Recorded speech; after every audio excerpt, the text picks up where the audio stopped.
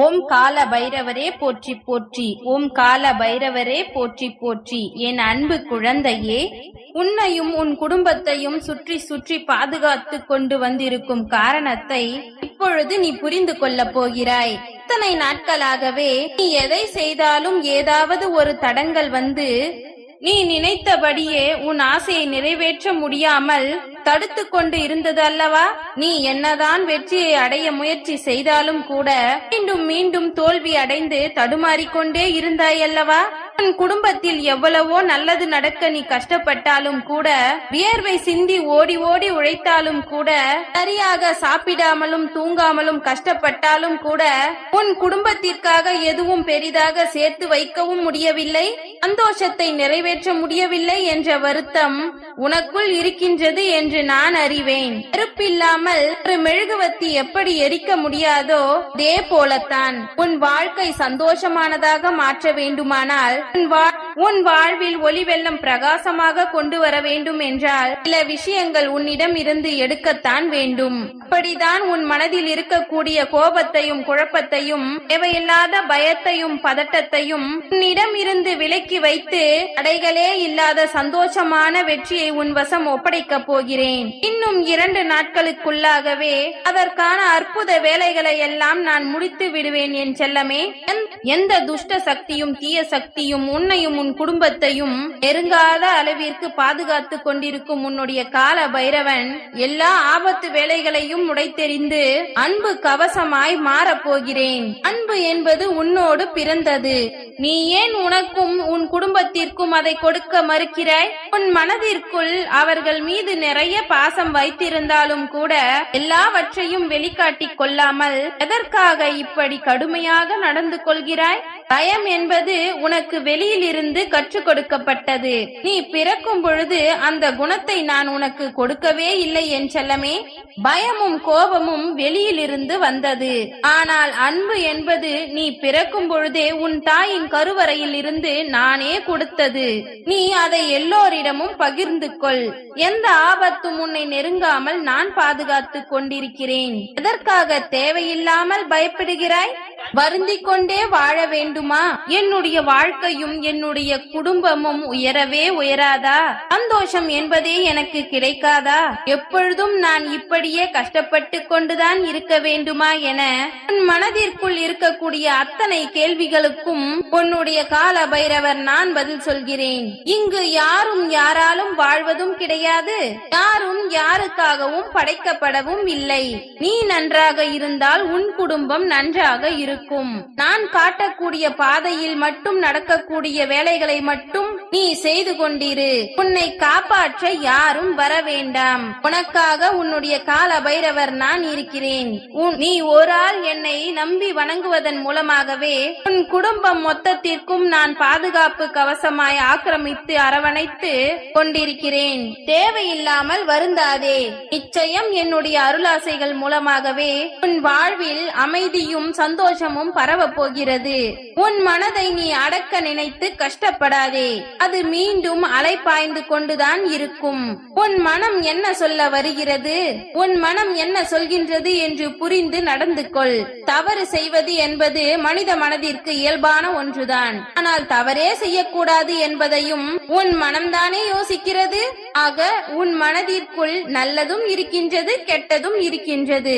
நல்லதை செய்ய வேண்டாம் என்றும் சொல்கிறது, கெட்டதை செய் என்றும் சொல்கிறது. அதற்கு பிறகு ஏன் இப்படி தவறு செய்து விட்டாய் என உன் மனம் உன்னையே கூட எச்சரிக்கையும் செய்கிறது. ஆக எதிரியாகவும் நண்பனாகவும் உன் மனம் இருக்கிறது தானே.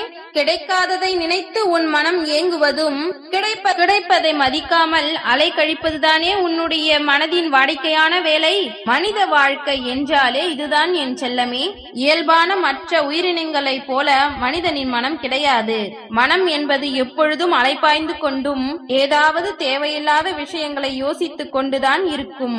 ஆனால் எது நடக்க வேண்டும் என்று நீ நினைத்தாயோ அதை உன் மனமும் சரியாக யோசித்தால் நிச்சயமாக அது உனக்கு கிடைக்கும்படி நான் செய்வேன். வாழ்வில் எந்த விஷயமாக இருந்தாலும் அது நிரந்தரமாக நிச்சயமாக நடந்து முடியும் என்ற நம்பிக்கை வரும் வரையிலும் உன் வாழ்வில் நடக்கப் போகின்ற எந்த விஷயத்தை பற்றியும் யாரிடமும் பகிர்ந்து கொள்ளாதே. அதை ரகசியமாகவே வைத்துக்கொள். ஏனெனில் அப்படி நல்லது நடக்கப் போகின்றது என்ற சந்தோஷத்தில் பகிர்ந்து கொண்டாலும் அது உனக்கும் உன் குடும்பத்திற்கும் கண் திருஷ்டியாக மாறிவிடுகின்றது.